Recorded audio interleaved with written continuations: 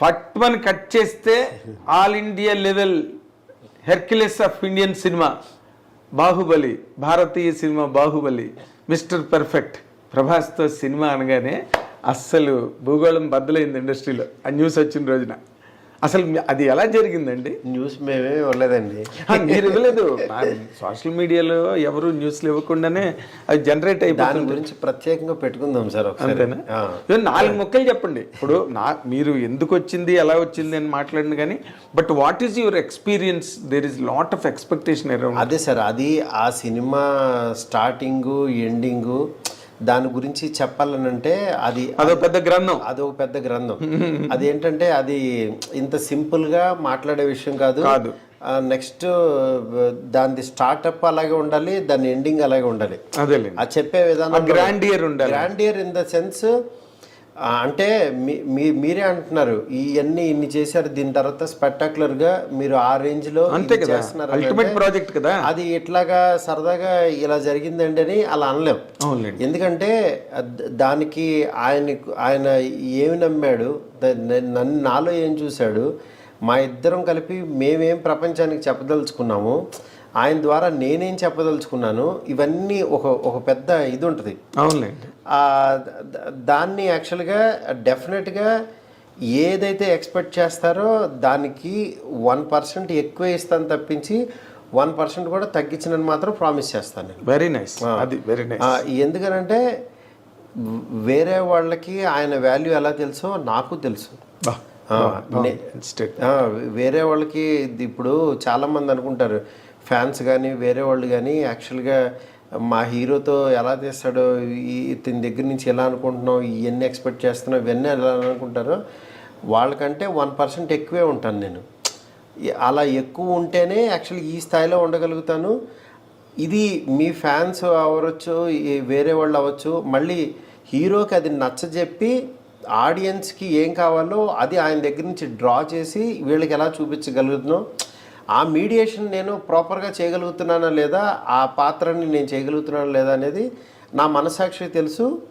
అది త్వరలో మీకు తెలుస్తుంది. అదే అంతే. సింపుల్.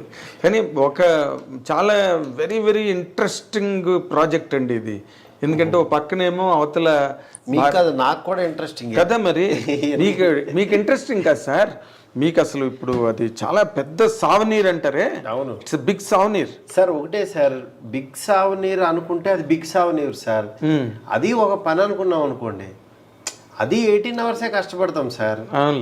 ఇప్పుడు సీఎం కైనా 24 అవర్సే, నార్మల్ వాడికైనా 24 అవర్సే. అమ్మ సీఎం సీట్లో కూర్చున్నా నాకు 4 గంటలు ఎక్స్ట్రా కావాలంటే ఏమి రావండి. కానీ మన వర్క్ని యాక్చువల్గా ఈ సీఎం పదవిని ఎలా ఇది చేస్తున్నాం, ఎలా టైం ఇస్తున్నాము, మెంటల్ పీస్ ఎలా గెయిన్ చేస్తున్నాం, మధ్య మధ్యలో బ్రీతింగ్ స్పేస్ ఎలా పెట్టుకుంటున్నాం, దేనికి ఇంపార్టెన్స్ ఇస్తున్నాం, దేనికి మన మాట అవ్వచ్చు, మన పని అవ్వచ్చు, దానికి వాల్యూ ఎంత ఇస్తున్నాం అనేది ఉంటుంది. వాల్యూ ఆఫ్ ద వర్క్ అంతే. ఇప్పుడు నేను ఆ ప్రాసెస్లో ఆ పొజిషన్లో కూర్చుని ఇప్పుడు దీనికి ఎంత టైం పెట్టాలి, ఇక్కడ ఎంత ఎఫర్ట్ పెట్టాలి, దీనికి ఎంత వాల్యూ ఇవ్వాలి అని చెప్పి అవి చూస్తున్నాను నేను. ఓకే, అంతే. Very nice. అంటే ఒకదానికి మాత్రం మేము ఐ డ్రీమ్ తరఫున మీకు థ్యాంక్స్ చెప్పాల్సిన, నేను నాగేంద్ర కుమార్ జర్నలిస్ట్గా కూడా నేను మీకు థ్యాంక్స్ చెప్పాలి. అదేంటంటే నార్మల్ మైండ్ సెట్స్ ఎట్లా ఉంటాయంటే, ప్రభాస్ రేంజ్ ప్రాజెక్ట్ చేస్తున్నప్పుడు వాళ్ళు అంత తొందరగా అసలు యాక్సెస్ అవ్వరు, మాట్లాడరు, ఏదో అసలు ఇంకా అల్టిమేట్ ప్రపంచాన్ని ఓపెన్ చేస్తున్నట్టుగా. కానీ మీరు అందుకే నేనేమో ఓపెన్ చేయలేదు, దాని గురించి ఏం చెప్పలేదు. బట్ యాక్చువల్గా నేనేంటంటే జనరల్ ఐడియా చెప్పాను మీకు అంతే. అవునండి.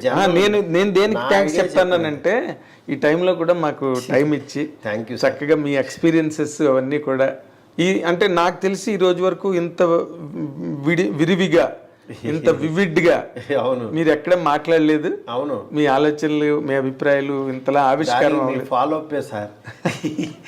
ఎందుకంటే నేను గబుక్కున ఎవరిని ఇబ్బంది పెట్టను.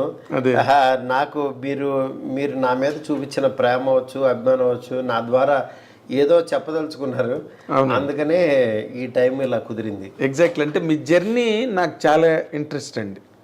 ఆ జర్నీ ఉంది, అక్కడి నుంచి ఒక ఒబ్లివియన్ అంటారు, అంటే ఒక శూన్యం నుంచి వచ్చి అవును ఒక వర్క్లోకి వెళ్ళి ఒక యానిమేటర్గా అక్కడి నుంచి 2 సినిమాలు చేసి మళ్ళీ మెల్లిగా ఇంకో స్టెప్ ఎక్కి ఆ journey, I love that journey అండి. మీరు ఇవాళ ప్రభాస్ సినిమా చేస్తున్నారని కాదు నాకు అడ్మిరేషన్, అవును, but your journey created all that admiration in me for you. అవును, అందుకని నేను ఎప్పుడైనా అసలు I wanted to bring out many things from your heart and you have really fetched me that opportunity to really at this point of time. Thank you. నన్ను ప్రాపర్గా correct చేసే person ఉండాలి, నాకు ఎప్పుడు ఒక వాల్ ఉండాలి. ఎవరికైనా అవసరం కదా, ఎవరికైనా కావాలి, నాకు ప్రత్యేకంగా కావాలి. ఓకే, ఎందుకంటే నేను ముందే చెప్పాను, సూపర్ మార్కెట్ లాంటి నా దగ్గర అన్నీ ఉంటాయని. అక్కడ చెత్త దొరుకుతుంది, కుళ్ళు దొరుకుతుంది, ఇది దొరుకుతుంది. కుళ్ళు కూడా మంచి అని చెప్పి యాక్చువల్గా వాళ్ళు ఇది చాలా బాగుంటుందని నమ్మితే, ఓహో ఈ నమ్మాడు కదని చెప్పి ఆ కుళ్ళే బెస్ట్ అనుకుంటా. నా దగ్గర ఆ ప్రమాదం ఉంది. అందుకనే నాకు కొన్ని యావరేజ్లు, కొన్ని సూపర్ హిట్లు, కొన్ని ట్రెండ్ సెటర్లు రావడానికి కారణం అదే. ఓకే, నా దగ్గర అన్ని రకాలు. ఎందుకనంటే ఒక సినిమా వచ్చి భలే తీసాడని అనుకుంటే, ఇంకో సినిమా వచ్చి ఏం లేదండి మ్యాటర్ అయిపోయిందని అనుకుంటారు. మళ్ళీ ఇంకో సినిమా అమ్మ ఇది బాగా తీసుకున్నాడు, ఇది భలే కుదిరిందని అనుకుంటారు. అంటే ఒకే నాలుక యాక్చువల్గా రకరకాలుగా మాట్లాడుతుంది. బికాస్ నా మెచ్యూరిటీ లెవెల్, నా ఐడియాలజీ ఇన్ని బట్టే అవతల వాళ్ళు మాట్లాడుతున్నారు. అంటే నేను కూడా అలా ఫ్లెక్సిబుల్ అయిపోతున్నాను. అందుకని వాళ్ళు అలా మాట్లాడటానికి అవకాశం దొరుకుతుంది. ఎగ్జాక్ట్లీ. ఇప్పుడు మీకు ఇండస్ట్రీలో ఏంటంటే ఒక ఫెయిల్యూర్ వస్తే ఒకసారి చూస్తారు, రెండో ఫెయిల్యూర్ వచ్చింది అనుకోండి ఇంక ఈడు అయిపోయాడని ఫిక్స్ అయిపోతారు. కానీ నాకు బ్యాక్ టు బ్యాక్ ఫెయిల్యూర్ హిట్లతో సంబంధం లేకుండా నా కెరీర్ అలా నడుస్తుంది, నాకు స్టార్స్ వస్తున్నారు, ఇంకా ఇంకా గ్రో అవుతున్నాను. ఎందుకనంటే ఇది సుడి కాదు, నా మెంటాలిటీ, నా క్యారెక్టర్. అంటే వీడి దగ్గర ఏదన్నా డ్రా చేయొచ్చు. వీడిని రాంగ్ గైడెన్స్ ఇస్తే రాంగ్ రూట్లో వెళ్తాడు, వీడు రైట్ గైడెన్స్ ఇస్తే రైట్ రూట్లో వెళ్తాడని అవతల వాళ్ళు తెలుసుకున్నారనుకోండి, నాతో చాలా ఈజీ వర్క్. ఇది బాగోలేదు అని చెప్తే నాకు చాలా హ్యాపీగా ఉంటుంది. ఎందుకంటే 10 ఆప్షన్లు ఇస్తా. ఎందుకంటే బాగుంది అని అంటే అక్కడే ఆగిపోతా. ఇది బాగుంది కదా అని ఇంకా ముందుకెళ్ళి ఆలోచించు. ఇది బాగాలేదు గురు అని నన్ను చిత్రహింస పెట్టేయాలి. అసలు అసహ్యంగా ఉంది, ఇలా అయితే అవదు, వేస్ట్ ఇలాంటి మాటలంటే నేను ఇంకా డబుల్ అయిపోతా. ఏంటి ఇలా అన్నాడు ఏంటని ఇంకా అది వెతకడం మొదలు పెడతా. ఇది నేను చేయలేను అని నన్ను అవమానిస్తే నేను చాలా హ్యాపీ ఫీల్ అవుతా. ఓకే, ఎందుకంటే దాని నుంచి నాకు మంచి సినిమా వస్తుంది బయటికి. అవునండి. నన్ను డబుల్ మీనింగ్ డైరెక్టరో లేకపోతే ఇలా తీసాడా అనబట్టే ప్రేమ కథ చిత్రం వచ్చింది, ఒక జోనర్ పుట్టింది. అవునండి, అవును. ఆ తర్వాత అది ఎంతమందికి మాతృక, అది 500 సినిమాలు తీశారు హర్రర్ కామెడీలో. అవును. దాన్ని బట్టి యాక్చువల్గా ఏంటంటే నన్ను అలా అనకపోతే ఆ ప్రేమ కథ చిత్రం రాదు. అవునండి. నన్ను అన్న వాళ్ళందరికీ హ్యాట్స్ ఆఫ్ చెప్పాలి. నేను అందుకని నన్ను తిట్టినోళ్ళు కానీ ఇవి కానీ నేను వింటాను. ఓహో ఈడు ఇలా ఉన్నాడు అని అనుకుంటే నేను ఇంకోటి ఏదో వేయాలి అని అనుకుంటా. అందరు నన్ను పొగడే బ్యాచ్ని ఎక్కువ నేను ఇది చేయను. ఓకే, నేను చూడండి, ఎందుకంటే పొగడతల వల్ల నాకు ఉపయోగం లేదు. ఏముంటుంది, నేను నేర్చుకునేది నన్ను తిడితేనే. అదే విమర్శకుడే నిజమైన స్నేహితుడు. నన్ను విమర్శించిన ప్రతి ఒక్కళ్ళు నాకు గురువుల కింద సమానం. ఎందుకనంటే నా గురువు అన్నవాడే కొట్టి యాక్చువల్గా బోధిస్తాడు, అంతే కదా. అలాగే విమర్శకుడు కూడా, రివ్యూ రైటర్స్ అవ్వచ్చు, వీళ్ళందరూ నా కెరీర్ డిసైడ్ చేసిన గురువులు. అవునండి. ఎందుకంటే ఇలా తీయకూడదు అని చెప్పారంటే కరెక్ట్. నేను ఇంకెక్కడ నేర్చుకున్నాను? అక్కడే కదా నేను నేర్చుకుంది, ఇక్కడే కదా మరి. అవునండి. అందువల్ల నేను వాళ్ళు ఎన్ని తిట్టినా నాకు మంచి పాజిటివ్గా ఫీల్ అవుతాను. అదే మీరు నార్మల్గా బాబు బంగారం కథ వెంకటేష్ లేదా సురేష్ గారు వాళ్ళందరూ కూడా 1-4 సార్లు విని కానీ ఓకే చేయరు. పాపం వాళ్ళ తప్పులేదండి. ఎందుకంటే వెంకటేష్ గారికి నా మీద కాన్ఫిడెన్స్తో ఆయన ఈడు ఎలాగో మంచిగా తీసుకుంటాడని బిఫోర్ సినిమా బెలబెల మగాడని బట్టి ఆయన కూడా వచ్చేసారు. బట్ రన్నింగ్లో నేను కన్ఫ్యూజ్ అవుతున్నాను, నేను ఇదని చెప్పి ఆయన పాపం బాధపడ్డారు. బికాజ్ కొన్ని ఇవి జరుగుతుంటాయి, అదొక ఎక్స్పీరియన్స్ అంతే. అందుకే ఆయన ఏంటంటే నాతో మళ్ళీ కూడా తర్వాత మాకు సక్సెస్ ఫెయిల్యూర్తో సంబంధం లేకుండా ఈయన కరెక్ట్గా వాడలేదు, వీడు వచ్చినా సరే అనే ఫీల్ కొంచెం ఇదయ్యేవాళ్ళు తర్వాత. ఓకే, అట్లా అయితే నేనేమనుకున్నానంటే ఒక 30 ఏళ్ల ఒక బ్రహ్మాండమైన కెరీరు, వరుస హిట్లతో సినిమా ఇండస్ట్రీలో ఒక మంచి హీరోగా ఎదిగిన హీరో వెంకటేష్ గారు. అవును, యాక్చువల్గా అలాంటి ఆయన ఒక 30 years ఆఫ్ కెరీర్ కంప్లీట్ అవుతున్న టైంలో మారుతితో నేను చేస్తాను అని అనుకోవడం అన్నది ఆ రోజున చాలా అందరూ ఒక పెద్ద చర్చ అయిందండి. అవునవును. మారుతితో చేయడం ఏంటి అంటే లైటర్ వేని కోరుకుంటున్నాడా వెంకటేష్, లేకపోతే ఇంకో రకంగా ఈజీ ఫిల్మ్ ఏదైనా కోరుకుంటున్నాడా సీరియస్గా కాకుండా మారుతిని సెలెక్ట్ చేసుకున్నాడంటే అని ఒక చర్చ జరిగింది ఇండస్ట్రీలో అదే అన్ని చోట్ల. సో మీరు అన్న ఓకే అయిన కథను కూడా మీరు అదర్స్ వల్ల దాన్ని కరెక్ట్గా ట్రాక్లో పెట్టలేకపోయారు అన్నది నేను అది నా ప్రాబ్లం అండి. నేను ఇన్ఫ్లుయెన్స్ అయిపోబట్టి రాంగ్ మూవీస్ వచ్చింది అంతే. అదేలేండి. నేను ఇన్ఫ్లుయెన్స్ అవ్వకూడదని రియలైజ్ అవ్వటమే నాకు సక్సెస్. ఓహో నేను ఇక్కడ ఇలా వెళ్ళిపోకూడదు, మరీ ఇలా బ్లైండ్కి వెళ్ళకూడదు అని దాని తర్వాత రియలైజ్ అయ్యి నేను బిగినింగ్లో ఎలా కష్టపడి కూర్చుని రాసుకుని నా సక్సెస్ని వెతుక్కున్నానో అలా నేను మళ్ళీ ఇప్పుడు పని చేసుకుంటున్నాను. అందుకని నాకు ఈ సాటిస్ఫాక్షన్ ఉంది, ఈ మెంటల్ సాటిస్ఫాక్షన్ ఉంది. ఎగ్జాక్ట్లీ అదే ఫ్రెష్గా ఉన్నారు ఏదైనా. ఎందుకంటే మీరు అందుకే ఇందాక నా ఇంట్రడక్షన్లోనే చెప్పాను, అది నిత్య స్వాప్నికుడని.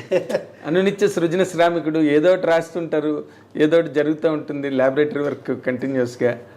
మెయిన్ ఒకటే సార్, డబ్బులు మనిషి కార్ సైజు ఇల్లు సైజు పెంచుతాయి కానీ యాక్చువల్గా మన మెంటాలిటీని పెంచవు.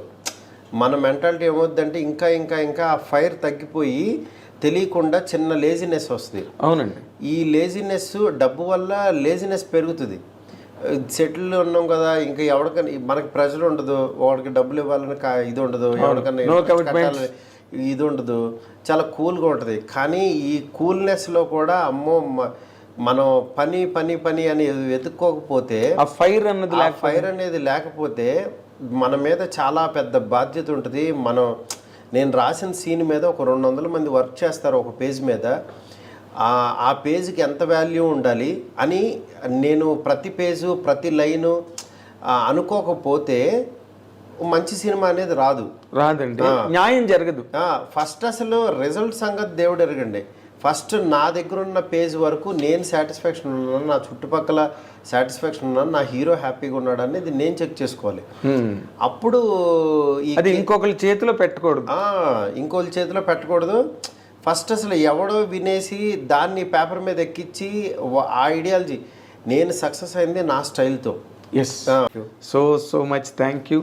మా ఐడ్రీమ్ ప్రేక్షకుల తరఫున కూడా, మా సంస్థ యాజమాన్యం తరఫున కూడా మీకు థ్యాంక్స్ చెప్తున్నానండి. Thank you sir. We wish you all the very best sir.